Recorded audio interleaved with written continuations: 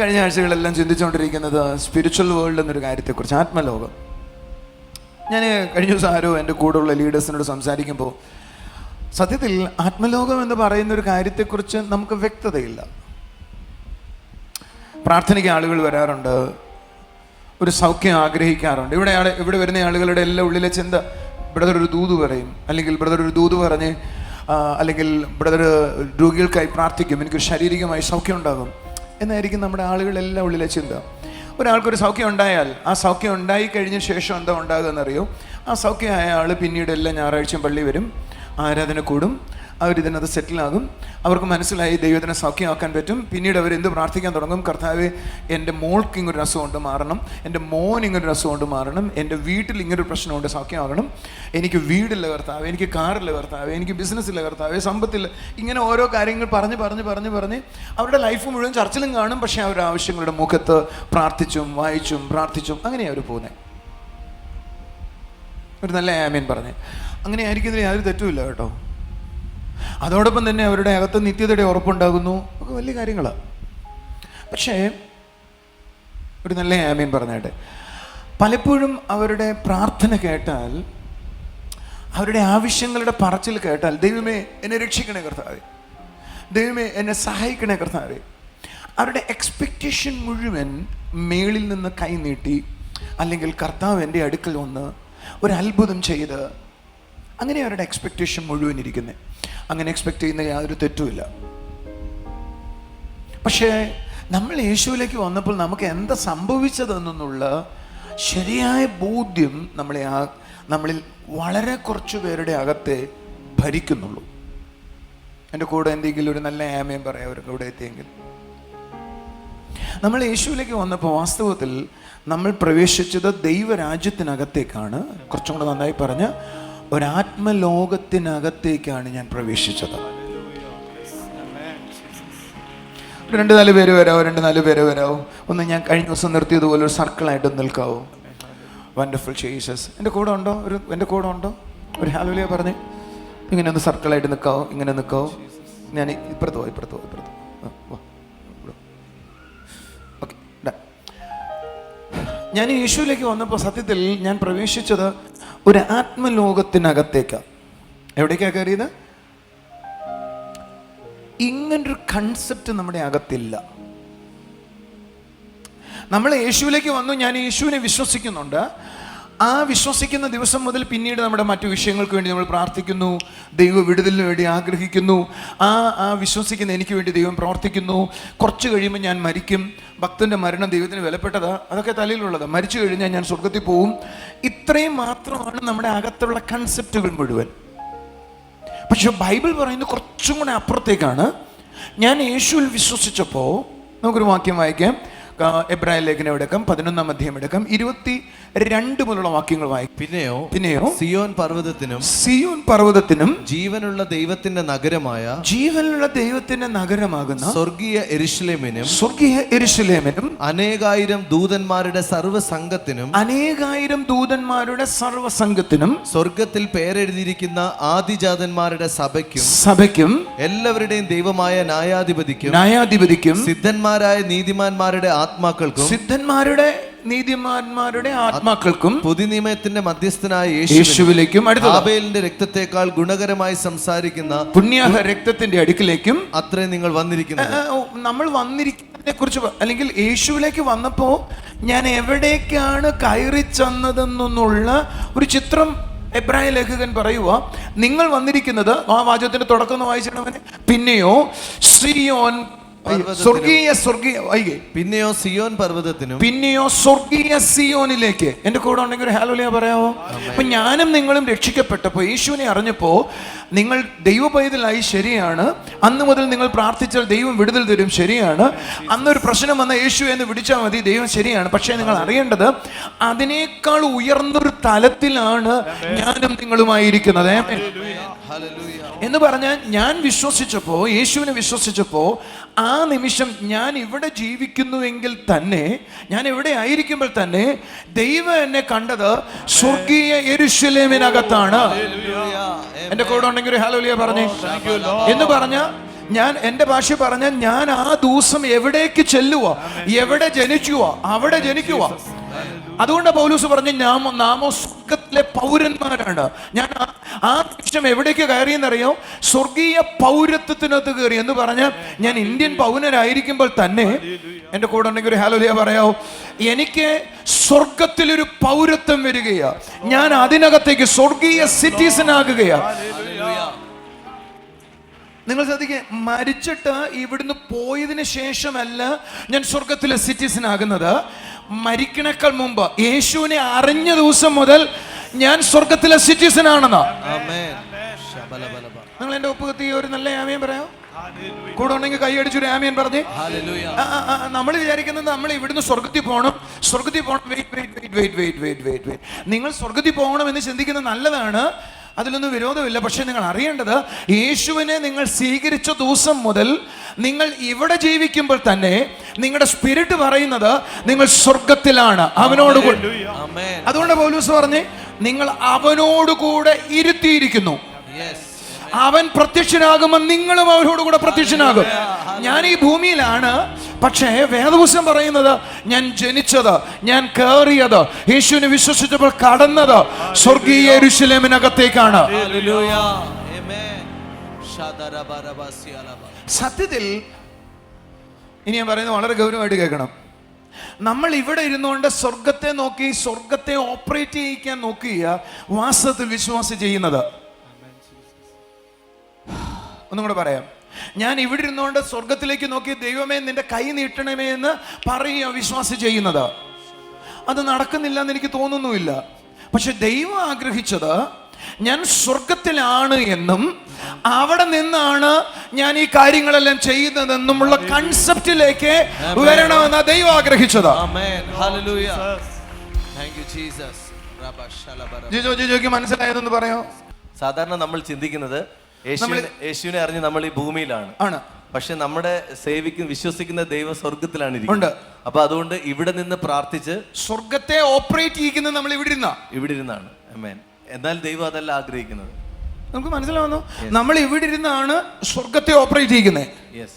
അങ്ങനെയല്ലേ? സ്വർഗമേ കൈ നീട്ടണമേ, ദൈവമേ വിടുവിക്കണമേ, ദൈവമേ അത്ഭുതങ്ങളെ ചെയ്യണമേ, നീ ഇറങ്ങി വരണേ, രക്ഷിക്കണേ, സഹായിക്കണേ. ഇതെല്ലാം എവിടെ ഇരുന്നോണ്ടാ ചെയ്യുന്നേ? ഇവിടെ ഇരുന്നോണ്ടാണ്, ഭൂമിയിൽ നിന്നോണ്ടാണ്. അതിന്റെ കൺസെപ്റ്റ് നമ്മൾ ഇവിടെയാണെന്നും നമ്മുടെ ഇടയിൽ ഒത്തിരി പ്രശ്നങ്ങളുണ്ടെന്നും നമ്മളെ സഹായിക്കാൻ മേളിൽ നിന്ന് ഒരാൾ വരുമെന്നും ആണ് നമ്മുടെ കൺസെപ്റ്റ്. അത് തെറ്റൊന്നുമില്ല കേട്ടോ, ശരി തന്നെയാ. പക്ഷെ വേദപുസ്തകത്തിന്റെ ഭാഷ പറഞ്ഞ് രക്ഷിക്കപ്പെടുമ്പോൾ അതല്ല സംഭവിക്കുന്നത്. ഞാൻ ഇവിടെ ഇരിക്കുമ്പോൾ തന്നെ എന്റെ സ്പിരിറ്റ് എവിടേക്ക് പോകുക? അവിടേക്ക് ലിഫ്റ്റഡ് ആകുക. ഞാൻ സ്വർഗീയ മണ്ഡലത്തിനകത്തേക്ക് ആകുക.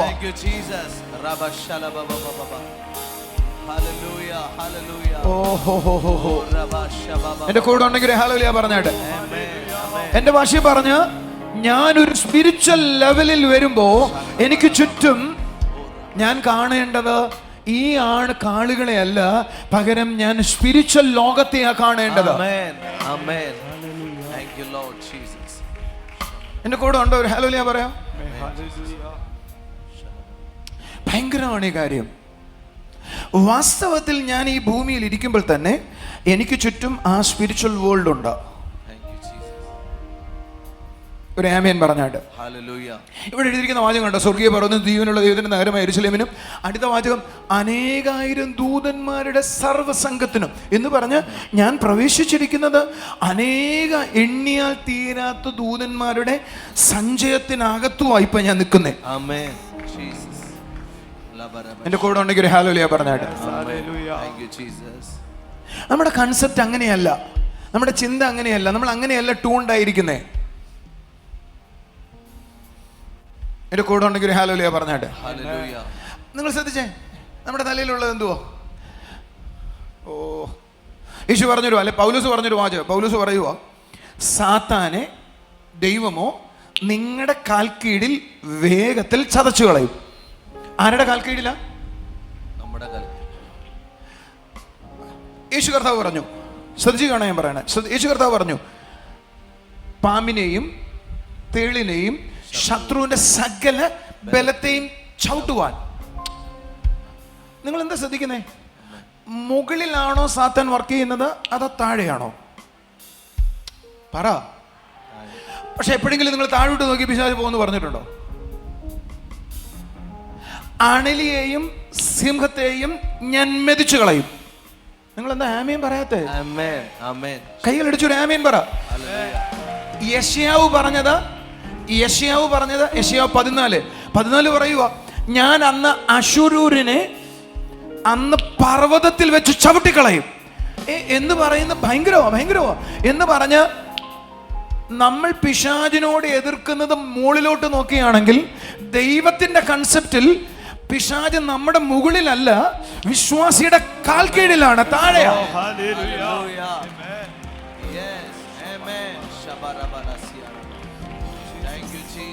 നമ്മൾ പ്രശ്നങ്ങൾ ഡീൽ ചെയ്യുന്നത് നമുക്ക് ചുറ്റും നിൽക്കുന്ന പ്രശ്നത്തോടാ.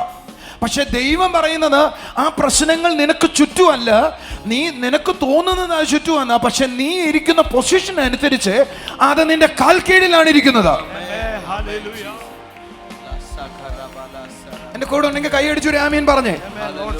എന്ന് പറഞ്ഞാൽ പിശാചിനെ നോക്കിയിട്ട് ഞാൻ ഇങ്ങനെ ആണിച്ചാൽ വാസ്തവത്തിൽ പിശാചിന് മനസ്സിലാകുന്നത്, എന്റെ കൂടെ ഉണ്ടെങ്കിൽ ഹല്ലേലൂയ പറഞ്ഞാട്ടെ, ഇത് ഇന്ന് ആരംഭിച്ച പരിപാടിയല്ല ദൈവത്തിന്റെ. അടുത്തിരിക്കുന്ന ആളെ ദൈവത്തെ കേട്ടിട്ട് പറഞ്ഞു, ഇന്ന് ആരംഭിച്ച പരിപാടിയല്ല. നിങ്ങൾ നോക്കിയേ, പാമ്പിനോടും സ്ത്രീയോടും ദൈവം ഒരു വാചകം പറഞ്ഞു. പാമ്പിനോടും സ്ത്രീയോട് പറഞ്ഞു, അവൻ നിന്റെ കുതികാലുകൾ തകർക്കും. പാമ്പിനോട് പറഞ്ഞു, സ്ത്രീയുടെ സന്തതി നിന്റെ തല തകർക്കാനിടയാകും. നിങ്ങൾ എന്താ ആമേൻ പറഞ്ഞേ? ഞാനൊരു വാചകം പറയട്ടെ. പിശാചിനും നിനക്കും ഉള്ള ഫൈറ്റ് സ്വർഗം നേരത്തെ പ്ലാൻ ചെയ്തതാ. നിങ്ങളെന്താ ആമേൻ പറയാനേ?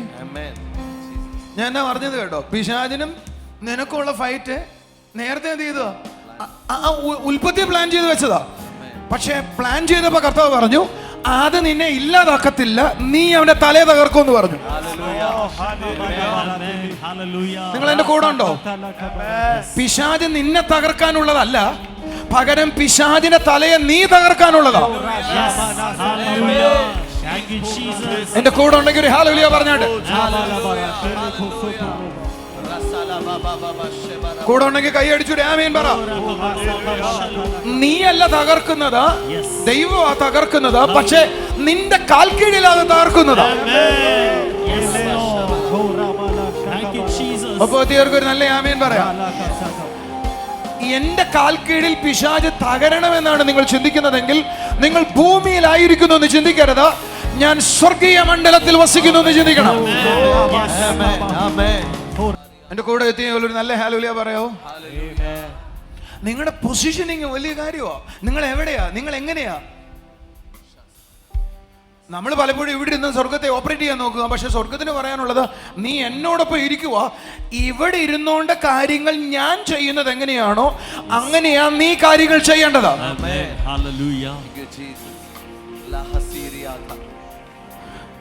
ഇത് എല്ലാവർക്കും മനസ്സിലായി കാണത്തില്ലെന്ന് ഞാൻ വിചാരിക്കുന്നത്. മനസ്സിലായവർക്കായി സ്തോത്രം. ഒരു നല്ല ഹല്ലേലൂയ പറഞ്ഞാട്ടെ. പക്ഷെ ഒരു കാര്യം നിങ്ങളുടെ അകത്ത് കാരണം, നിങ്ങൾ ഇപ്പൊ എവിടെയാ?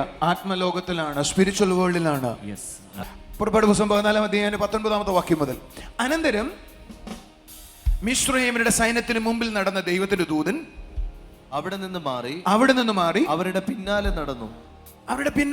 ഞാൻ കഴിഞ്ഞ ആഴ്ച പറഞ്ഞു മിസ്രയീമിൽ നിന്ന് ഇസ്രായേൽ ജനത്തെ വിളിവിക്കുന്നേക്കാൾ മുമ്പ് ദൈവത്തിന് അവരെക്കുറിച്ച് അസൈൻഡ് ആയ ഒരു പ്ലാൻ ഉണ്ടായിരുന്നു. അവരെക്കുറിച്ച് ദൈവം ഒരു പ്ലാൻ ചെയ്തു വെച്ചിരുന്നു. ആ പ്ലാനിനെ ഫുൾഫിൽ ചെയ്യേണ്ടതിന് ദൈവം ആ അസൈൻമെന്റിനെ ഫുൾഫിൽ ചെയ്യേണ്ടതിന് അവരുടെ മുമ്പിൽ ഒരു ദൂതനെ അയച്ചു. എന്റെ കൂടെ ഉണ്ടെങ്കിൽ ഹല്ലേലൂയ പറഞ്ഞാട്ട്. രണ്ടുപേര് വരോ ഓടിയോ. ഈസി ആയിട്ട് മനസ്സിലാക്കാനാണ്, ഷോർട്ട് കട്ട് ചെയ്ത് പോകാനാണ്. തിരിഞ്ഞു നിൽക്കാവോ രണ്ടുപേര്, പുറകെ പുറകെ നിന്നാ മതി. ഇദ്ദേഹം ഇസ്രായേൽ ജനമാണെന്ന് വിചാരിച്ചു. ഇദ്ദേഹത്തെ ദൈവം തെരഞ്ഞെടുത്തപ്പോഴേ ഒരു പ്ലാൻ ചെയ്ത് വെച്ചിട്ട് അദ്ദേഹം തെരഞ്ഞെടുത്തു. എത്ര പേർക്ക് പിടി കിട്ടുന്നുണ്ട്? ആ പ്ലാൻ ഇദ്ദേഹത്തിന് ഫുൾഫിൽ ചെയ്യാൻ പറ്റില്ല എന്ന് ദൈവത്തിന് അറിയാവുന്നതുകൊണ്ട് അത് ഫുൾഫിൽ ചെയ്യേണ്ടതിനെ ഒരു ദൂതനെ മുമ്പിലാക്കി വെച്ചു ദൈവം. ആ, ദൈവമാണ് ഇദ്ദേഹത്തെ കുറിച്ച് പ്ലാൻ ചെയ്തത്. എല്ലാവരും പറ, ദൈവമാണ് ഇസ്രായേലിനെ കുറിച്ച് പ്ലാൻ ചെയ്തത്. പക്ഷേ ഫുൾഫിൽ ചെയ്യുവാൻ ദൈവം ഇറങ്ങി വന്നില്ല, പകരം ദൈവം അയച്ച ഒരാൾ വന്നിട്ട് അതിനെ ഫുൾഫിൽ ചെയ്തു.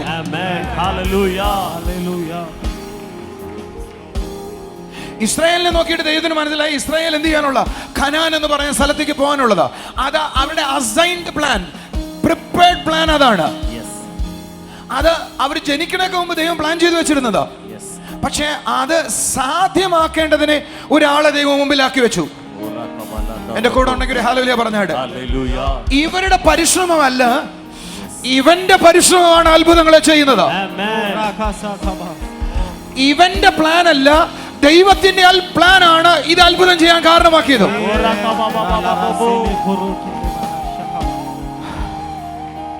നമ്മുടെ എല്ലാം പ്രശ്നം എന്നാണെന്നറിയോ? നമ്മളെ കുറിച്ച് ദൈവത്തിന്റെ ഉദ്ദേശം നമുക്കറിയത്തില്ല.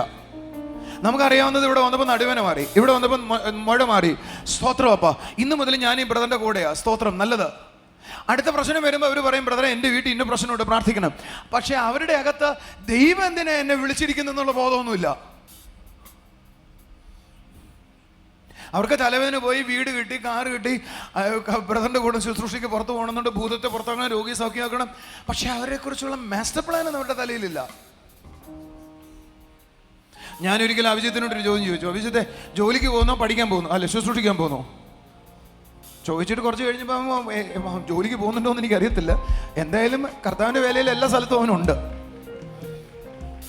നിങ്ങൾ അറിയേണ്ടത്, അഭിജിത്തിന് ശരിയായ വണ്ണം പ്രയോജനപ്പെടണമെങ്കിൽ അഭിജിത്തിനെ എവിടെയാണ് ദൈവം ആക്കി വെച്ചിട്ടുള്ളതെന്നും, നിങ്ങളെന്താ ആമേൻ പറയാതെ, ആക്കി വെച്ചിരിക്കുന്നത് എന്തിനാണെന്നും,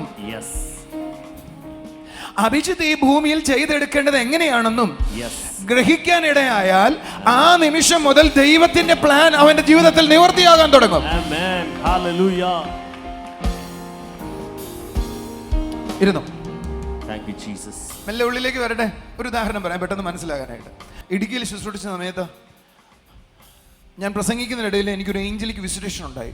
അവിടെ ഇരുന്ന സകല ആളുകളുടെയും ചെവി തുറന്നു. എന്ന് പറയാൻ നല്ലത്, ഞാൻ ചെവി പ്രശ്നമുള്ള സകല ആളുകളെ എന്ന് വിളിച്ചു. നിങ്ങൾ ആരെങ്കിലും കട്ടപ്പന മീറ്റിംഗ് കണ്ടോ? ചേച്ചി കട്ടപ്പന ഉണ്ടായിരുന്നു. Okay, right. അദ്ദേഹം മൂന്നാർ റിസോർട്ട് നടത്തുന്നയാൾ, അദ്ദേഹം അവിടെ ഉണ്ടായിരുന്നു. എൻ്റെ കൂടെ ഉണ്ടെങ്കിൽ ഒരു ഹല്ലേലൂയ പറഞ്ഞാട്ടെ. ഞാൻ ആ മീറ്റിംഗ് കഴിഞ്ഞ് തൃശ്ശൂർ വന്നു. തൃശ്ശൂർ വന്നപ്പോൾ എനിക്ക് മനസ്സിലായി സെയിം ആളെൻ്റെ കൂടെ ഉണ്ടായിരുന്നു. അന്നും ഒരുമാതിരിപ്പെട്ട ആളുകളെല്ലാം ചെവി തുറന്നു. ഞാൻ അന്ന് രാത്രി ദുബായി പോയി. ഇപ്രാവശ്യം ദുബായിൽ മിനിസ്റ്റർ ചെയ്യുന്ന, സത്യത്തിൽ ഞാൻ ദുബായിൽ ഇപ്രാവശ്യം വിസയുടെ കാര്യങ്ങളും ഒത്തിരി മറ്റു ചില കാര്യങ്ങളും ഉള്ളതുകൊണ്ട് എനിക്കൊന്നും ചെയ്യാൻ, ഞാൻ അരമണിക്കൂർ പോലും പ്രാർത്ഥിച്ചില്ല. അരമണിക്കൂറില്ലെന്ന് പറയാൻ പറ്റില്ല, അരമണിക്കൂറേ പ്രാർത്ഥിച്ച് കാണത്തുള്ളൂ. ഞാൻ മീറ്റിങ്ങിന് പോയി. ഈ ആഴ്ചത്തെ മീറ്റിംഗ് അസാധാരണമായിരുന്നു. അവിടുത്തെ മീറ്റിങ്ങിന് ചെന്ന് കുറച്ച് നേരം സംസാരിച്ചുകൊണ്ടിരിക്കുമ്പോൾ ഇവിടെ കണ്ട ആള് എൻ്റെ ഇടത്ത് വശത്ത് വന്നു. എനിക്ക് മനസ്സിലായി അവിടെ കുറച്ച് പേരേ ഉള്ളൂ, 100 പേരേ ഉള്ളൂ. ഒത്തിരി പേര് ഇവിടെയാണ്. നിങ്ങൾ എൻ്റെ കൂടെ ഉണ്ടോ? ഒരു ഹല്ലേലൂയ പറയാം. ആ സമയം മുതൽ എൻ്റെ കണ്ണ് തുറന്നു. എനിക്ക് ചെവിയുടെ പ്രശ്നമുള്ള ആളുകളെല്ലാം മനസ്സിലാകാൻ തുടങ്ങി. നിങ്ങൾ എൻ്റെ കൂടെ ഉണ്ടോ? അസാധാരണമായി ഡെലിവറൻസ് നടന്നു. ഞാൻ റൂമിൽ പോയി. ഇപ്പോൾ എനിക്ക് മനസ്സിലായി പുള്ളി എൻ്റെ കൂടെ റൂമിലുണ്ട്. രാവിലെ എഴുന്നേറ്റപ്പോൾ ഇന്ന് ഈ ആഴ്ച എനിക്ക് ഇങ്ങോട്ട് വരാൻ പറ്റുന്ന സാഹചര്യമല്ലായിരുന്നു. കാരണം എനിക്ക് വിസ അപ്രൂവ് ആയി, പക്ഷേ എന്ത് ചെയ്തിട്ടില്ല, അത് ബ്ലോക്ക് ആയിരുന്നു. എമിഗ്രേഷൻ ബ്ലോക്ക് ചെയ്ത് വെച്ചിരിക്കുമായിരുന്നു. വിസ എമിഗ്രേഷൻ ബ്ലോക്ക് ചെയ്ത് വെച്ചു. രാവിലെ എനിക്ക് 10 മണിക്ക് റൂമിൽ നിന്ന് ഇറങ്ങിയാലേ ഇവിടെ എത്താക്കത്തുള്ളൂ. ശനിയാഴ്ച ഒരു സ്ഥാപനം ഓപ്പൺ അല്ല. വെള്ളിയാഴ്ച ശരി തീരുമെന്ന് വിചാരിച്ചിട്ടാണ് ഞാൻ നേരത്തെ ചെന്നത്. പക്ഷേ വെള്ളിയാഴ്ച നടന്നില്ല. സോളിയോട് ഞാൻ പറഞ്ഞു, സോളി നമുക്ക് രണ്ടുപേരും കൂടെ പ്രാർത്ഥിക്കാം. നിങ്ങൾ രണ്ടുപേരും കൂടെ കൈ ഓർത്ത് പ്രാർത്ഥിച്ചുകൊണ്ടിരിക്കുമ്പോൾ എനിക്ക് ഒരു കാര്യം മനസ്സിലായി. ഈ ആൾ എൻ്റെ കൂടെ നിന്ന് ഈ ആൾ നേരെ എമിഗ്രേഷനിലേക്ക് പോകുന്ന പോലെ എനിക്ക് തോന്നി.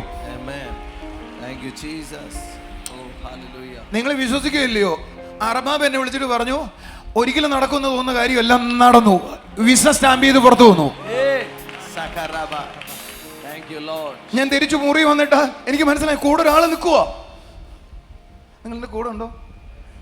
എനിക്ക് ഇന്നലെ ഈ ആഴ്ച ദുബായിൽ വിസ അടിച്ചേ ഒക്കത്തുള്ളൂ, അത്യാവശ്യമാണ്. എന്നാലും എനിക്ക് ഈ ആഴ്ച ഞാൻ ഈ 2-ാം തീയതി പോകുന്നത്, അടുത്ത വെള്ളിയാഴ്ച ഞാൻ പോകുന്നത്. ഞാൻ ഒരാഴ്ച അവിടെ നിൽക്കാൻ വേണ്ടിയാണ്. കാരണം ഞാൻ സൗത്ത് ആഫ്രിക്ക പോകുന്നതിന് വിസ സ്റ്റാമ്പ് ചെയ്യാൻ പോകുന്നു. അപ്പോൾ ഈ ആഴ്ച അതുകൊണ്ട് പറ്റത്തുള്ളൂ, വെള്ളിയാഴ്ച കൊടുത്തേ ഒക്കത്തുള്ളൂ. ഒരു ദിവസം അങ്ങോട്ടും ഇങ്ങോട്ടും മാറി എല്ലാ കണക്കൂട്ടിലും തെറ്റും. പക്ഷെ കണക്കൂട്ടിലൊന്നും തെറ്റണില്ല. റൈറ്റ് ആയിട്ടാണ് പോകുന്നത്. Hallelujah. Amen. ഞാൻ വണ്ടിയിൽ വർഗീസിനോട് കയറിയപ്പോൾ വർഗീസിനോട് പറഞ്ഞു, വർഗീസേ ഇന്ന് ഇതിനകത്ത് ഈ വണ്ടിക്കകത്ത് ഒരാളുണ്ട്. Amen. Shalabarasia. ഞാൻ ഇന്നലെ വീട്ടിൽ ഇരിക്കുമ്പോൾ ജിജോ ബ്രദറിനെ കാണാൻ വന്നു. ഞാൻ പറഞ്ഞു, ജിജോ എൻ്റെ കൂടെ ഒരാൾ നിൽക്കുന്ന കാണാം. ജിജോ പറയാൻ തുടങ്ങി, അവൻ്റെ ശരീരം മുഴുവൻ വിറയ്ക്കാൻ തുടങ്ങി. Amen. Shalala. ഇന്നലെ നടന്ന കാര്യമോ? Yes. ഞങ്ങളുടെ മുറിക്കകത്ത് ആ പ്രസൻസ് മുഴുവൻ കറക്ക് ചലിക്കാൻ തുടങ്ങി. ഇന്നലെ വരെ ദൈവസാന്നിധ്യം അറിയാമായിരുന്നു, പക്ഷേ ഇന്ന് കുറച്ചും കൂടെ അറിയാം. ദൈവസാന്നിധ്യത്തിനോടൊപ്പം ഇറങ്ങി നിൽക്കുന്ന അസൈൻഡ് ആയ ദൂതന്മാരെ കൂടെ അറിയാം. Jesus. Amen. La hasiara. എന്റെ ഒപ്പം കൂടെ ഉണ്ടെങ്കിൽ ഒരു ഹല്ലേലൂയ പറഞ്ഞാട്ടെ. Hallelujah. എനിക്ക് മനസ്സിലായി, ഞാൻ എന്ത് ചെയ്ത് തീർക്കണോ അത് ചെയ്ത് തീർക്കേണ്ടതിന് എന്നോടൊപ്പം സഹായിക്കാൻ ഒരാളും കൂടെ ഉണ്ട്. അല്ല, എനിക്ക് ഏകദേശം 16 പേര് എൻ്റെ കൂടെ നിൽക്കുന്നത് എനിക്കറിയാം. ആ ആളുകൾ ഓരോരുത്തരും എന്നോട് പല ആവശ്യങ്ങളിൽ ചലിക്കുന്നത് കാണാം. Amen. സഹോദരങ്ങളെ, ഇത് ആർക്കാണ് സാധ്യമാകുന്നതെന്ന് ചോദിച്ചാൽ, ആരാണോ ആ പ്ലാനിലേക്ക് വരുന്നത് അവരുടെ ലൈഫിലേക്കാണ് സാധ്യമാകുന്നത്. Hallelujah. Thank you. ഞാൻ ചിലരെ നോക്കി ഒരു ദൂത് പറയുക. Barasiara. എൻ്റെ കൂടെ ഉണ്ടോ? എന്നെ യൂട്യൂബിൽ കാണുന്ന എൻ്റെ ശുശ്രൂഷകരെ, എന്നെ പിന്നീട് കാണുന്ന എൻ്റെ കൂടെ നിൽക്കുന്ന ആളുകൾ, നിങ്ങളോട് ഞാൻ പറയാം, ഈ സീസൺ ചിലരുടെ കൂടെ വെളിപ്പെടുന്ന അസാധാരണമായ അനുഭവങ്ങൾ ഉണ്ടാകാൻ പോവാ. Halabashamanaba. കഴിഞ്ഞ ദിവസം ഞങ്ങൾ ആഹാരം കഴിക്കുക. Thank you. Jesus. ഞാനും എൻ്റെ മോളും ജോഹിയും മോനും ഞങ്ങൾ 4 പേര് ഇരിക്കുവോ. പെട്ടെന്ന് എൻ്റെ കൺമുമ്പിൽ ഒരാളും നടന്നു പോകുന്നത് കണ്ടു. ഞാൻ എൻ്റെ മോളോട് പറഞ്ഞു, അന്നെ പേടിക്കല്ലേ, ഒരാൾ മുമ്പിലൂടെ പോയിട്ടുണ്ട്. ലിറ്ററലി കണ്ണിലാ കാണുന്നേ, നോട്ട് വിഷൻ. ഞാൻ വിചാരിച്ചു ഞാൻ കണ്ടതുപോലെ ഇവരെല്ലാവരും ഇപ്പോൾ കാണും, ഇവർ ബോധം കൊണ്ട് പോകുന്നു ഞാൻ വിചാരിച്ചേ. പക്ഷെ ആരും കണ്ടില്ല, ഞാനേ കണ്ടുള്ളൂ. എന്ന് പറഞ്ഞ ഇത് കഥകളിൽ ഉണ്ടായിരുന്ന കാര്യമാണെങ്കിൽ, എന്ന് പറഞ്ഞ ഒരിക്കൽ നമ്മൾ വായിച്ചിരുന്ന കാര്യമാണെങ്കിൽ, ഈ ദിവസങ്ങളിൽ അത് മാനിഫെസ്റ്റഡ് ആകുന്നു. ഈ ദിവസങ്ങളിൽ അത് മാനിഫെസ്റ്റഡ് ആകുന്നു. ആരെങ്കിലും തനിക്ക് കൈയടിച്ച് കർത്താവിനെ സ്തുതിച്ചാട്ടെ, കൈകളടിച്ച് കർത്താവിനെ സ്തുതിച്ചാട്ടെ. അസാധാരണമായ എന്തൊക്കെ സംഭവിക്കാൻ പോകുന്നു. Thank you, Jesus. സഹോദരങ്ങളെ, ആർക്കത് അനുഭവിക്കാൻ പറ്റുന്നത്?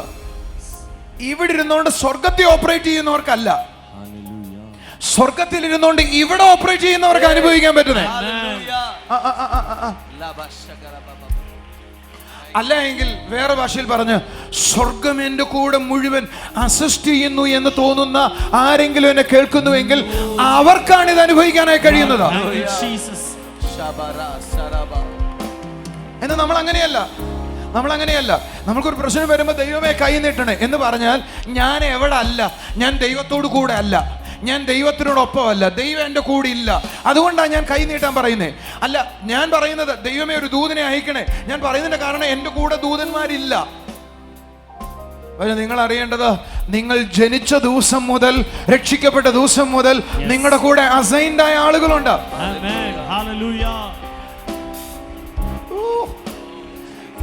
പ്രശ്നം പറയാം, നമ്മളിപ്പോഴും പറയുന്നത്, പരിശുദ്ധാത്മാവേ എൻ്റെ അടുക്കലേക്ക് ഒന്നും കൂടെ വരണേ. ഞാൻ പറഞ്ഞിട്ട് വർഷങ്ങളായി. കാരണം പരിശുദ്ധാത്മാവ് എൻ്റെ ഉള്ളിലുണ്ട്. എനിക്ക് എപ്പോഴെങ്കിലും അവനോട് സംസാരിക്കണമെങ്കിൽ ഞാൻ സംസാരിച്ചാൽ മതി, അവൻ റെസ്പോണ്ട് ചെയ്യും. അങ്ങനെയാണ് പരിശുദ്ധാത്മാവെങ്കിൽ എൻ്റെ കൂടെ ഹോൾ ഹെവൻലി ബീയിങ് ഉണ്ട്, സ്വർഗം മുഴുവനുണ്ട്. കൂടെ ഉണ്ടെങ്കിൽ കൈയടിച്ചു ആമേൻ പറ. പരിശുദ്ധാത്മാവിനോട് ഞാൻ എങ്ങനെ സംസാരിച്ചോ അപ്പോൾ അത് പ്രതികരിച്ചോ, അതേപോലെ സ്വർഗത്തിലെ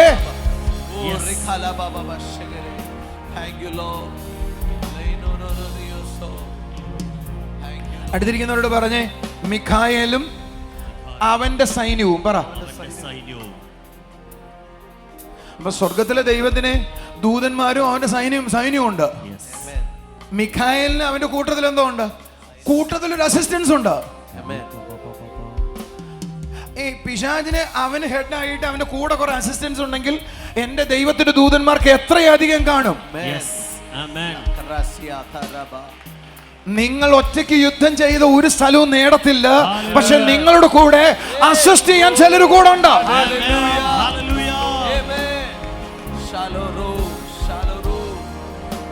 ഞാൻ ഈ 15-ാം തീയതി, ഈ വരുന്ന 15-ാം തീയതി ഞാൻ ഫിനാൻഷ്യലായ കാര്യത്തെക്കുറിച്ച് പഠിപ്പിക്കുമ്പോൾ പറയാനിരുന്നൊരു ചിന്ത പറയട്ടെ. നിങ്ങൾ എൻ്റെ കൂടെ ഉണ്ടോ? നമുക്ക് പലപ്പോഴും സമ്പത്ത് എത്ര വേണം എന്നൊരു കൺസെപ്റ്റ് ഇല്ല, എത്രയാകാം എന്നൊരു കൺസെപ്റ്റ് ഇല്ല. സമ്പത്ത് എത്രയാകാം? അടുത്തിരിക്കുന്ന ഒരാളോട് ചോദിച്ചേ. അടുത്തിരിക്കുന്ന ആൾ പറഞ്ഞു വേണമെന്ന് എന്താ പറയുക? ആവശ്യത്തിന്. നിങ്ങൾ പറഞ്ഞ ആവശ്യത്തിന്, അങ്ങനെയല്ലേ ആളുകൾ പറഞ്ഞേ? ആവശ്യത്തിന്. പക്ഷെ ഞാൻ ബൈബിൾ വായിച്ചപ്പോൾ ഇതുവരെയും ആവശ്യത്തിന് മാത്രം ദൈവം കൊടുത്ത കാര്യങ്ങൾ കണ്ടില്ല. ദൈവത്തിന്റെ അളവിൽ കൊടുത്ത ആളുകളെ ബൈബിൾ കണ്ടുള്ളൂ. ഞാൻ പറഞ്ഞു കേട്ടോ, ആവശ്യത്തിന് കൊടുത്തു എന്നല്ല എഴുതിയിരിക്കുന്നത്, ദൈവത്തിന്റെ അളവിൽ കൊടുത്തു എന്ന് എഴുതിയിരിക്കുന്നത്. എങ്കിൽ നിങ്ങൾ എൻ്റെ കൂടെ ഉണ്ടെങ്കിൽ ഒരു ഹല്ലേലൂയ പറയാമോ? നിങ്ങളുടെ വിളി നിങ്ങൾ തിരിച്ചറിഞ്ഞാൽ, ആ വിളി നിങ്ങൾ ഗ്രഹിച്ചാൽ, ആ ദിവസം മുതൽ നിങ്ങളുടെ അകത്ത്, നിങ്ങളുടെ ജീവിതത്തിൽ വിപ്ലവകരമായ അത്ഭുതങ്ങൾ സംഭവിക്കാനായി തുടങ്ങും. ഒപ്പം എത്തിയവർക്ക് കൈയടിച്ചു ആമേൻ പറയാം. ശബ്ദമുയർത്തി ഹല്ലേലൂയ പറയാം.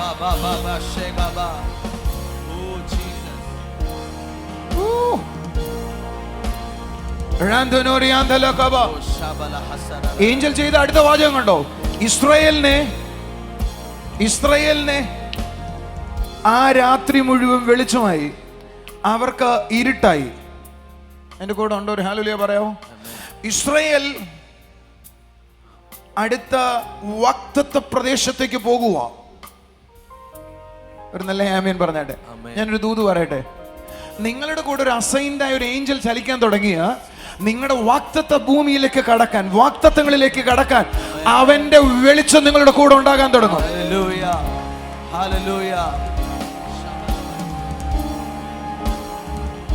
ചിലർ ഈ ദിവസങ്ങളിൽ തന്റെ വാഗ്ദത്തങ്ങളിലേക്ക് പ്രവേശിക്കട്ടെ. ദൈവം തന്ന ഉറപ്പിനകത്തേക്ക് കയറട്ടെ. ദൈവം പറഞ്ഞ വാക്കുകൾക്കകത്തേക്ക് കയറട്ടെ. Come on, തുള്ളിച്ചാടി ഒരു ആമേൻ പറ. എന്റെ കൂടെ ഉണ്ടെങ്കിൽ കൈ അടിച്ചു ഒരു ആമേൻ പറ.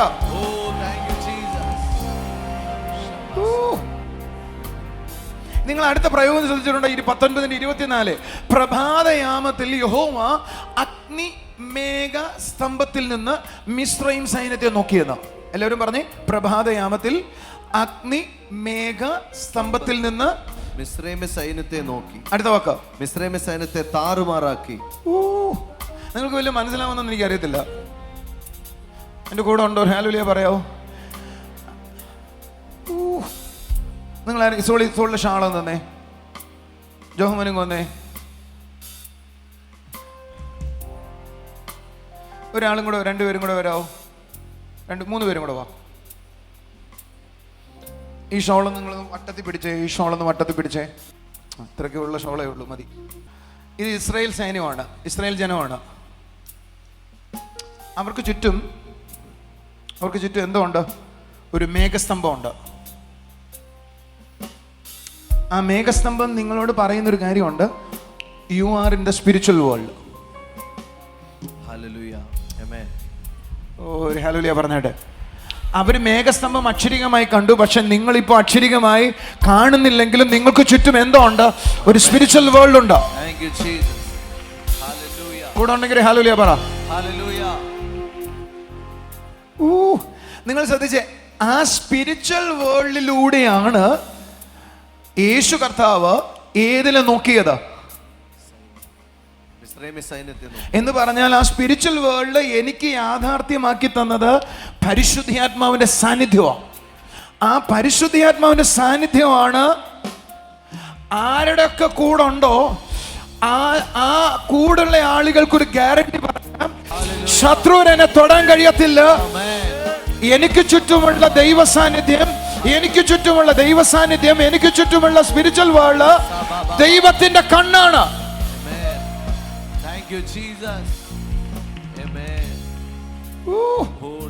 നിങ്ങൾക്ക് മനസ്സിലായോ? നിങ്ങൾ ശ്രദ്ധിച്ചേ, നിങ്ങൾ ആരെങ്കിലും പറയാറുണ്ടോ എനിക്ക് ദൈവസാന്നിധ്യം ഫീൽ ചെയ്യുന്നു? ആ പറയുന്നയാളാ പറയുന്നത് ഭയങ്കര പോരാട്ടമാണ്. ദൈവസാന്നിധ്യം ഫീൽ ചെയ്യുന്നയാളാ പറയുന്നത് എനിക്ക് പ്രശ്നമുണ്ടെന്ന്. എന്നാൽ ദൈവസാന്നിധ്യം ഫീൽ ചെയ്യുന്നയാൾ അറിയേണ്ടത് അതിലൂടെയാ ദൈവം സകല കാര്യങ്ങളും നിങ്ങൾക്ക് വേണ്ടി ചെയ്യുന്നത്. ദൈവസാന്നിധ്യം നിങ്ങൾ ഫീൽ ചെയ്യുമ്പോൾ നിങ്ങൾ അറിയേണ്ടത് ശത്രു നിന്നെ തൊടത്തില്ല, ക്യാൻസർ നിന്നെ ഇല്ലാതാക്കത്തില്ല, ഡയബറ്റിക് നിന്നെ ഇല്ലാതാക്കത്തില്ല എന്ന് പറഞ്ഞാൽ ഒരു ശത്രുവിനും തൊടാൻ കഴിയാത്ത ഒരു മേഘസ്തംഭമായി, അഗ്നിസ്തംഭമായി നിന്റെ ചുറ്റും നിൽക്കുന്നത് ദൈവം തന്നെയാ. കുറച്ചും കൂടെ നന്നായി പറഞ്ഞാൽ, നീ അനുഭവിക്കുന്ന ദൈവ സാന്നിധ്യമാണ് ദൈവത്തിന്റെ കണ്ണുകൾ എന്ന് പറയുന്നത്. നീ അനുഭവിക്കുന്ന ദൈവ സാന്നിധ്യമാണ് ദൈവത്തിന്റെ ശക്തി എന്ന് പറയുന്നത്. നീ അനുഭവിക്കുന്ന ദൈവ സാന്നിധ്യമാണ്. കൊടോണയ്ക്ക് കൈ അടിച്ചൊരു നല്ല ആമേൻ പറ.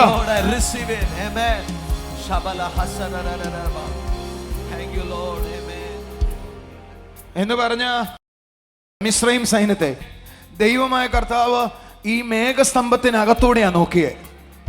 മിസ്രൈം സൈന്യത്തെ എന്ന് പറഞ്ഞ നിന്റെ ഉള്ളിലെ പരിശുദ്ധാത്മാവിനെ അകത്തൂടിയ വാസ്തവത്തിൽ ദൈവം ചിലത് ഈ ഭൂമിയിൽ ചെയ്തെടുക്കാനായി പോകുന്നേ. എന്റെ കൂടെ ഉണ്ടെങ്കിൽ ഹല്ലേലൂയ പറ. വേദപുസ്തകം പറയുന്നത് ആ നിമിഷം മുതൽ അവരുടെ രഥങ്ങളുടെ ചക്രങ്ങൾ താറുമാറായി. എന്റെ കൂടെ ഉണ്ടെങ്കിൽ ഹല്ലേലൂയ പറ. ആരെങ്കിലും സ്പിരിച്വൽ വേൾഡിലാണ് താൻ ആയിരിക്കുന്നതെന്ന് മനസ്സിലാക്കിയാൽ പിശാചിന്റെ എല്ലാ ബലവും താറുമാറാകാനായി തുടങ്ങും. ഞാൻ സ്പിരിച്വൽ വേൾഡിലാണെന്ന് മനസ്സിലാക്കാത്തതാണ് ശത്രുവിന്റെ രഥങ്ങൾ താറുമാറാകാത്തതിന്റെ കാരണം. പക്ഷെ നീ എപ്പോഴാണ് ഞാൻ സ്പിരിച്വൽ വേൾഡിലാണ്, എൻ്റെ കൂടെ ദൈവം നിൽക്കുന്നു, ദൈവ സാന്നിധ്യം എൻ്റെ കൂടെ നിൽക്കുന്നു, ദൂതന്മാർ എൻ്റെ കൂടെ നിൽക്കുന്നു എന്ന് തിരിച്ചറിയാൻ തുടങ്ങുന്നത്, അപ്പോൾ മുതൽ ഫറവോന്റെ രഥങ്ങൾ ഇല്ലാതാകുക.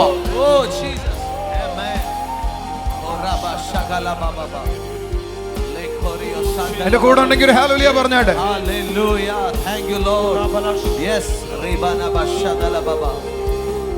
ശത്രുവിനെ താറുമാറാക്കാൻ നീ ഒന്നും ചെയ്യണ്ട. നിന്റെ അകത്തുള്ള ദൈവ സാന്നിധ്യത്തെ, നിന്റെ കൂടെ നിൽക്കുന്ന സ്വർഗീയ സൈന്യത്തെ, നിന്നോടൊപ്പമായിരിക്കുന്ന ആത്മലോകത്തെ നീ തിരിച്ചറിഞ്ഞാൽ തന്നെ ശത്രുവിന്റെ ശക്തികൾ താറുമാറാനാകാൻ തുടങ്ങും.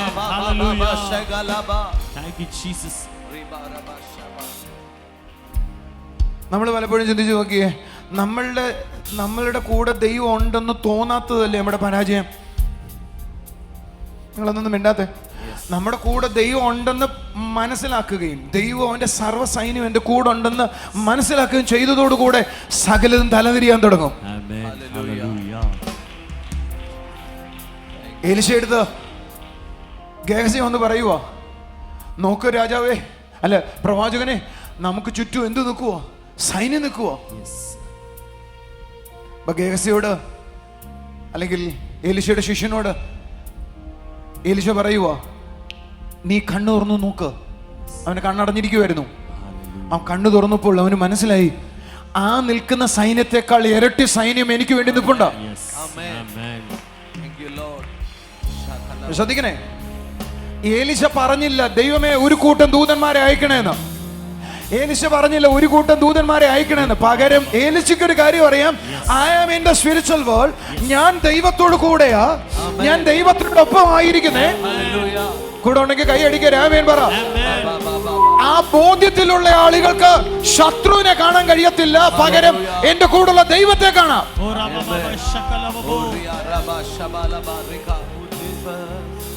നമ്മുടെ കൂടെയുള്ള ദൈവ സാന്നിധ്യത്തെ, നമ്മുടെ കൂടെയുള്ള ആത്മരാജ്യത്തെ, നമ്മുടെ കൂടെയുള്ള സ്പിരിച്വൽ വേൾഡിനെ നിങ്ങൾ ആരെങ്കിലും കാണാൻ തുടങ്ങുന്ന നിമിഷം മുതൽ നിങ്ങൾ അറിഞ്ഞോണം, ആ നിമിഷം മുതൽ ശത്രു ചിതറിപ്പോകാൻ തുടങ്ങും. അതെല്ലാം നിങ്ങൾ ശത്രുവിനെ കണ്ട് ഭയപ്പെടാതാകും. നീ പറയും, വിജയം എന്റെ പക്ഷത്താണ്, ജയം എനിക്കുള്ളതാണ്, ജയം എന്റെ പക്ഷത്താണ്, വിജയം എനിക്കുള്ളതാണ്, എനിക്കിനി തോൽക്കാൻ കഴിയത്തില്ല.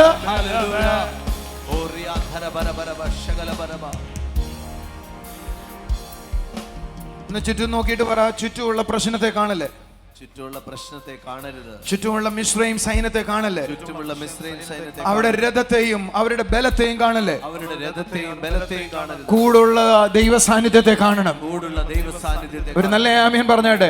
ആ സാന്നിധ്യം തീരുമാനിക്കും അവരെവിടെ വരെ വരണമെന്ന്. ആ സാന്നിധ്യം തീരുമാനിക്കും രഥങ്ങൾ എങ്ങനെ ചലിക്കണമെന്ന്. സാന്നിധ്യം തീരുമാനിക്കും നിന്റെ ശത്രു എങ്ങനെ പോകണമെന്ന്. എന്റെ കൂടെ ഉണ്ടെങ്കിൽ ഹല്ലേലൂയ പറ.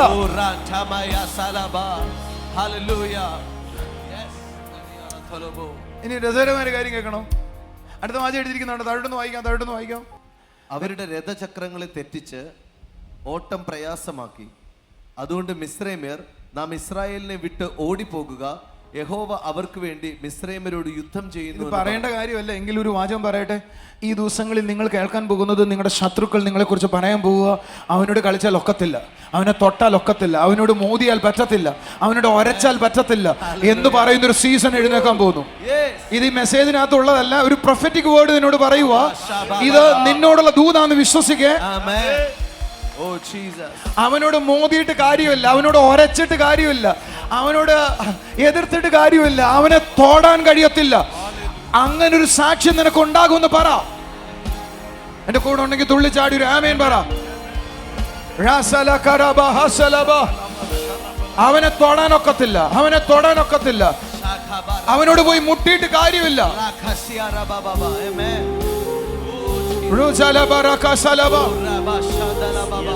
അവനെ തൊടണ്ട, വിട്ട് ഓടിക്കേക്കാം.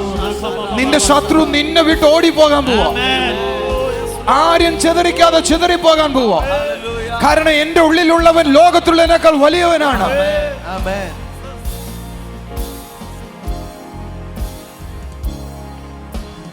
അടുത്തിരിക്കുന്നവരോട് പറ, ശത്രുവിനെ കുറിച്ചുള്ള ഭയമല്ല, നിന്റെ കൂടുള്ളവനെ കുറിച്ചുള്ള അറിവാണ് നിന്റെ ഉള്ളിൽ ഭരിക്കേണ്ടതെന്ന് പറ.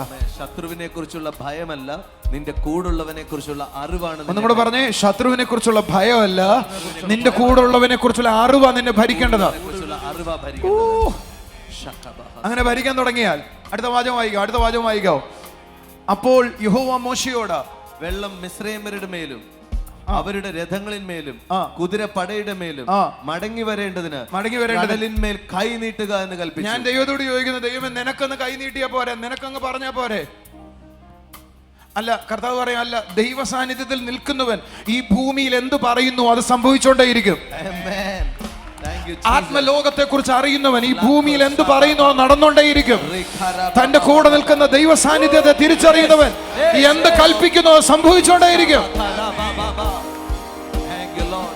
ഇത് ഞാൻ പറഞ്ഞതല്ല, എന്റെ യേശു പറഞ്ഞതാ. യേശു പറഞ്ഞു, ദൈവത്തിൽ വിശ്വാസമുള്ളവരായിരിക്കും. നിങ്ങൾ ഹൃദയത്തിൽ സംശയിക്കാതെ വിശ്വസിച്ചുകൊണ്ട് ഈ മലയോട് കടലിൽ പോയി പതിക്കാൻ പറഞ്ഞ അവ നിന്നെ അനുസരിക്കും. ഒന്നും നിങ്ങൾക്ക് അസാധ്യമായിരിക്കുകയില്ല. ദൈവത്തിൽ വിശ്വാസമുള്ളവരായിരിക്കും. ആ വാചകത്തിന് പ്രയോറിറ്റി ഉണ്ട് എന്ന് പറഞ്ഞാൽ നിങ്ങൾ ദൈവത്തോടൊപ്പം ആയിരിക്കുന്നു എന്നും ദൈവം നിങ്ങളുടെ ഉള്ളിൽ വസിക്കുന്നു എന്നും നിങ്ങൾ ഉറപ്പാകണം. നിങ്ങൾ എന്ത് ആ കാര്യത്തിൽ ഉറപ്പാക്കുന്നുവോ, നിങ്ങളുടെ കൈ നീട്ടിയാൽ അത്ഭുതങ്ങളാണ്, നിന്റെ കൈ ചലിപ്പിച്ചാൽ അത്ഭുതങ്ങളാണ്, നിന്റെ വായ് തുറന്നാൽ അത്ഭുതങ്ങളാണ്. അതിനെ അടയ്ക്കാൻ ആർക്കും കഴിയത്തില്ല. ആത്മലോകത്തെ കുറിച്ച് കുറച്ചും കൂടെ ഡീപ്പറായ വേഷൻ എനിക്ക് പഠിപ്പിക്കാനുണ്ട്. പക്ഷെ ഇത് ഞാൻ വളരെ സിമ്പിളായ കാര്യം, ബെനിഫിറ്റ്സ് ആ പറയുന്നത്. എന്ന് പറഞ്ഞാൽ ഞാൻ നിൽക്കുന്നത് ആത്മലോകത്തിലാണെന്നും എനിക്ക് ചുറ്റും ദൈവമുണ്ടെന്നും എനിക്ക് ചുറ്റും ദൈവ സാന്നിധ്യമുണ്ടെന്നും എനിക്ക് ചുറ്റും ദൂതന്മാരുണ്ടെന്നും ഞാൻ അവിടെയാണ് ആയിരിക്കുന്നതെന്നും നിങ്ങളുടെ അകത്തിൽ ഉറപ്പ് വന്നാൽ നിങ്ങൾ ദൈവമേ കൈ നീട്ടണമെന്ന് പറയത്തില്ല. പകരം നീ കൈ നീട്ടാൻ തുടങ്ങും, അത്ഭുതങ്ങൾ സഞ്ചരിക്കാൻ തുടങ്ങും. നീ പറയാൻ തുടങ്ങും, അത്ഭുതങ്ങൾ നടക്കാൻ തുടങ്ങും. എന്റെ കൂടെ എത്തിയോ? ഒരു നല്ല ആമേൻ പറയാവോ? പക്ഷെ ഇപ്പോഴും നമ്മൾ അങ്ങനെയല്ല. ദൈവമേ കൈ നീട്ടണമേ, ദൈവമേ ഇറങ്ങണമേ, ദൈവമേ നീ എപ്പോഴാണ് എൻ്റെ കൂടെ നിൽക്കുന്നത് സ്വർഗീയ സൈന്യമാണെന്നും ഞാൻ ദൈവരാജ്യത്തിനകത്താണെന്നും അല്ല, ഞാൻ ആത്മലോകത്തിനകത്താണ് ഞാൻ നിൽക്കുന്നതെന്നും ദൈവം എൻ്റെ കൂടെ ഉണ്ടെന്നും ഗ്രഹിക്കാൻ തുടങ്ങിയാൽ ആ നിമിഷം മുതൽ നീ കൈ നീട്ടിയാൽ അത്ഭുതങ്ങൾ നടക്കാൻ തുടങ്ങുക. കൈകളടിച്ചൊരു ഹല്ലേലൂയ പറ. ഒപ്പം എത്തിയോ? അടുത്തിരിക്കുന്ന ആളെ കൈ കൊടുത്തിരുന്ന് പറ, എന്നാ നീ കൈ നീട്ടുന്നേ അന്ന് നിനക്ക് ചുറ്റുമുള്ള രഥങ്ങൾ ഇല്ലാതാകുന്ന കാണാം. എത്ര വലിയ രഥങ്ങളാ, എത്ര വലിയ ഇരുമ്പ് രഥങ്ങളാ, എത്ര വലിയ സൈന്യമാ. അതല്ല കാണേണ്ടത്. നീ കൈ നീട്ടിയാൽ വെള്ളം അതിനെ മുക്കിക്കളയും. നീ പറഞ്ഞാൽ വെള്ളം അതിനെ മുക്കിക്കളയും. നീ സംസാരിച്ചാൽ അത്ഭുതങ്ങൾ ഉണ്ടാകും. Come on, കൈ അടിച്ചൊരു ആമേൻ പറ.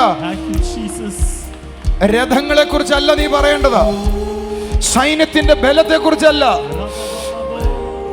മിസ്രൈമിന്റെ ശക്തിയെ കുറിച്ചല്ല, പകരം നിന്റെ കൂടെ നിൽക്കുന്നവനെ കുറിച്ചാണ് നീ പറയേണ്ടത്. നീ അതാ വിശ്വസിക്കുന്നതെങ്കിൽ നിന്റെ കൈ നീട്ടിയാൽ അത്ഭുതങ്ങളാ. അടുത്ത മാസം കല്യാണം, അടുത്ത മാസം വീടിന്റെ പാല് കാച്ചല്, അതിനു മുമ്പ് ഇന്നത് ചെയ്യണം, അടുത്ത മാസം ജപ്തി. സഹോദര, നിന്റെ കൈ നീട്ടോ. നീ എന്തുകൊണ്ടാ നിങ്ങളുടെ കൈകളിൽ അത്ഭുതങ്ങൾ നടക്കാത്തതെന്ന് അറിയാവോ? It is so simple. നിങ്ങൾ പലപ്പോഴും ദൈവത്തെ ഇറക്കാനുള്ള ശ്രമത്തിലാ. ദൈവമേ വരണേ, ദൈവമേ നീട്ടണേ. അത് നിർത്തിയിട്ട് ഞാൻ ദൈവത്തോടൊപ്പം എന്ന് പറ. ഞാൻ ദൈവരാജ്യത്തിലാന്ന് പറ. ഞാൻ കൈ നീട്ടുമ്പോൾ എന്റെ ദൈവമാ കൈ നീട്ടുന്നെന്ന് പറ. ഞാൻ സംസാരിക്കുമ്പോൾ എന്റെ ദൈവമാ സംസാരിക്കുന്നത് പറ. ഞാൻ വായി തുറക്കുമ്പോൾ എന്റെ ദൈവമാ സംസാരിക്കുന്നെന്ന് പറ. കുറച്ചും കൂടെ നന്നായി പറഞ്ഞ, ഞാൻ ആത്മലോകത്തിൽ ജീവിക്കുന്നതിനെ കുറിച്ചുള്ള അവയർനെസ് എത്രത്തോളം എന്നിൽ വർദ്ധിക്കുന്നുവോ അത്രത്തോളം അത്ഭുതങ്ങൾ നിന്റെ പുറകെ സഞ്ചരിക്കാൻ തുടങ്ങും.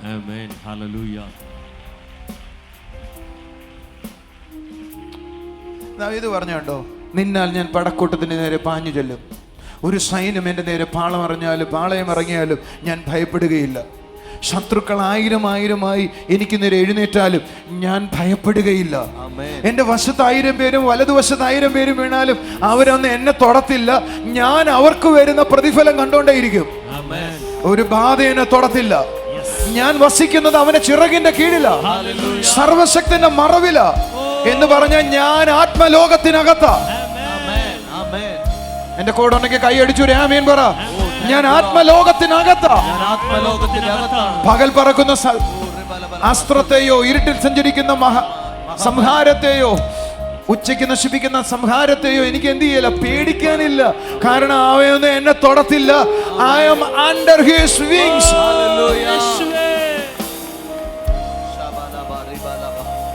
അതുകൊണ്ടാ പറഞ്ഞ, പെരുമ്പാമ്പിനെയും അണലിയെയും സിംഹത്തെയും ഞാൻ ചവിട്ടിക്കളയും. പെരുമ്പാമ്പിനെ ഞാൻ മെതിച്ചു കളയും. എന്റെ കാൽ കല്ലിൽ മേൽ തട്ടത്തില്ല. ദൂതന്മാർ എന്നെ പരിപാലിക്കും. എന്റെ കൂടെ ഉണ്ടെങ്കിൽ ഹല്ലേലൂയ പറ.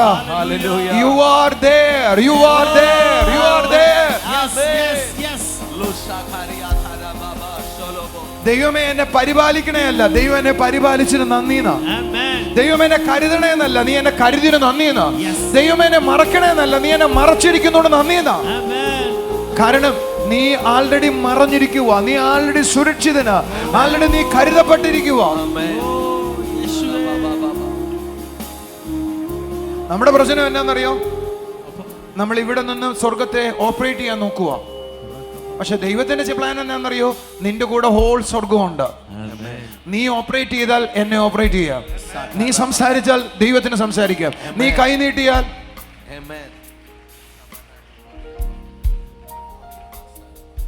മോശ ഒരു ദിവ്യ പുരുഷനായിരുന്നു. ആളുകൾ എന്നെയും ദിവ്യ പുരുഷനാക്കും. അവർ പറയും, ബ്രദർ കൈ നീട്ടി അഭൂതം പോകും കേട്ടോ. ഞാൻ കുറെ നോക്കിയതാ. ആ നീട്ടി നോക്കിയാന്നുള്ളതിന്റെ കാരണം ഞാൻ ചെയ്യുന്നത് നീ ചെയ്യാൻ ശ്രമിച്ചതാ. അതാ നീട്ടി നോക്കിയത്. ഞാൻ നീട്ടിയത് എന്റെ ദൈവത്തിന്റെ വചനത്തിന്റെ ഉറപ്പിൽ നിന്നാ നീട്ടിയത്. അതുകൊണ്ട് അത് ഭൂതം പോയത്. നീ നീട്ടിയത് ജോൺ ബ്രദർ കാണിക്കുന്നത് കണ്ട് ചെയ്തതാ. ഞാൻ കാണിക്കുന്നത് കണ്ടിട്ട് നീ ചെയ്യണ്ട. എന്റെ അകത്തുള്ള ബോധ്യത്തിൽ നിന്ന് നീ ചെയ്താൽ നിനക്ക് അത്ഭുതങ്ങൾ ഉണ്ടാകാനായി തുടങ്ങും. ഞാൻ കാണിക്കുന്നത് നീ കാണുന്നതിൽ വിരോധമൊന്നുമില്ല. പക്ഷേ എനിക്ക് ലഭിച്ച ബോധ്യം കൂടെ നിന്റെ അകത്തുണ്ടാകുന്നത് അത്ഭുതങ്ങളുടെ രഹസ്യം എന്ന് പറയുന്നത്.